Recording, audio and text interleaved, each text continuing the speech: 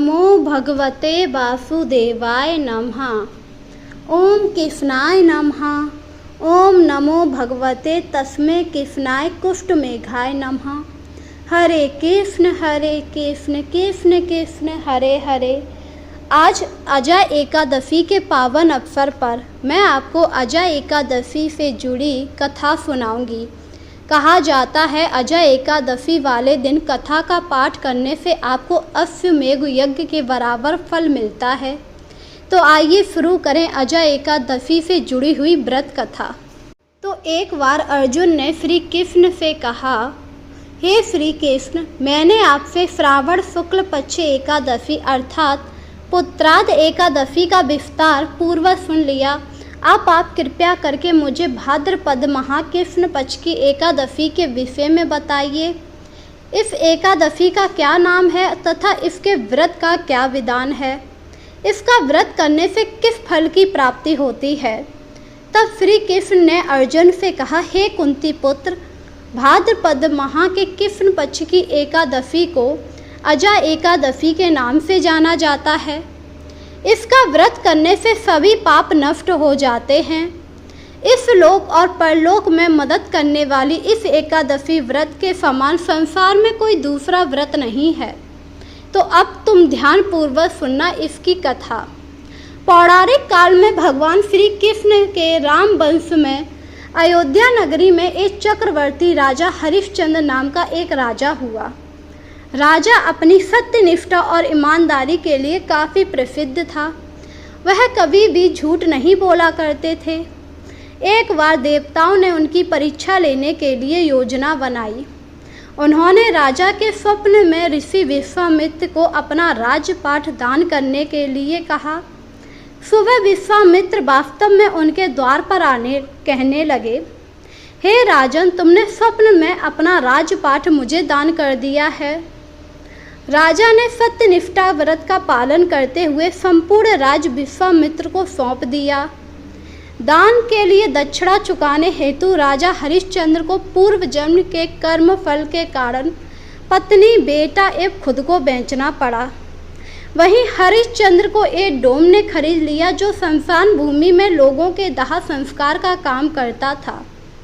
जहां वह स्वयं एक चंडाल का दास बन गया। उसने उस चंडाल के यहाँ कफन लेने का काम किया, किंतु उसने इस आपत्ति के काम में भी सत्य का साथ नहीं छोड़ा। जब इस प्रकार राजा को कई साल व्यतीत हो गए तो उसे अपने इस नीच कर्म पर बड़ा ही दुख हुआ। वह इससे मुक्त होने का उपाय सोचने लगा। वह सदैव इसी चिंता में रहने लगा कि मैं क्या करूं, किस प्रकार इस नीच कर्म से मुक्ति पाऊं। एक बार की बात है, राजा इसी चिंता में बैठा हुआ गौतम ऋषि वहां पर आ पहुँचे। जब गौतम ऋषि को राजा हरिश्चंद्र ने देखा तो उन्हें प्रणाम किया और अपनी दुख भरी कथा सुनाने लगा।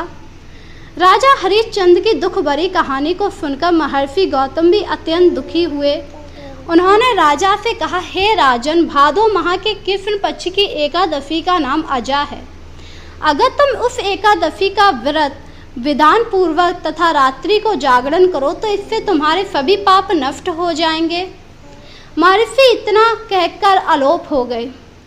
महर्षि गौतम की बात सुनकर राजा हरिश्चंद्र अजय एकादशी के आने का इंतजार करने लगा।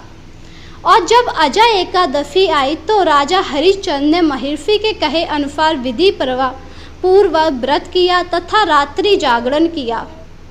इस व्रत के प्रभाव से राजा के सभी पाप नष्ट हो गए। वहीं उसका पुत्र और उन्हें उनकी पत्नी भी वापस मिल गए। इसके बाद उन्हें स्वप्न में ब्रह्मा, विष्णु, महेश तथा देव, इंद्र आदि सभी खड़े मिले।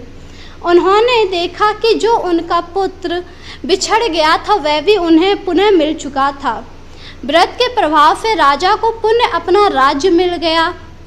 सही बात तो ये थी, वास्तव में एक राजा की परीक्षा लेने हेतु ऋषि ने यह सब कौतुक किया था, परंतु अजय एकादशी के व्रत के प्रभाव से ऋषि द्वारा रची गई सारी माया समाप्त हो गई और अंत में हरिश्चंद्र अपने परिवार सहित स्वर्गलोक को गए। हे राजन, ये अजय एकादशी व्रत का ही प्रभाव था। जो मनुष्य इस व्रत को विधि विधान से करता है तथा रात्रि जागरण करता है, उनके सभी पाप नष्ट हो जाते हैं और अंत में वह स्वर्ग को जाते हैं। इस एकादशी व्रत की कथा के श्रवण मात्र से ही अश्वमेध यज्ञ की प्राप्ति होती है। श्री कृष्ण की बात सुनकर अर्जुन काफ़ी ज़्यादा प्रसन्न हुए और उन्होंने कहा, आपका बहुत बहुत धन्यवाद जो आपने मुझे अजय एकादशी की इस कथा सुनाई। इस प्रकार जो भी अजय एकादशी वाले दिन इस कथा का श्रवण करता है उसके सारे पाप नष्ट हो जाते हैं। इसी के साथ उसे अंत में वैकुंठ धाम मिलता है। तो बोलिए जय श्री कृष्ण।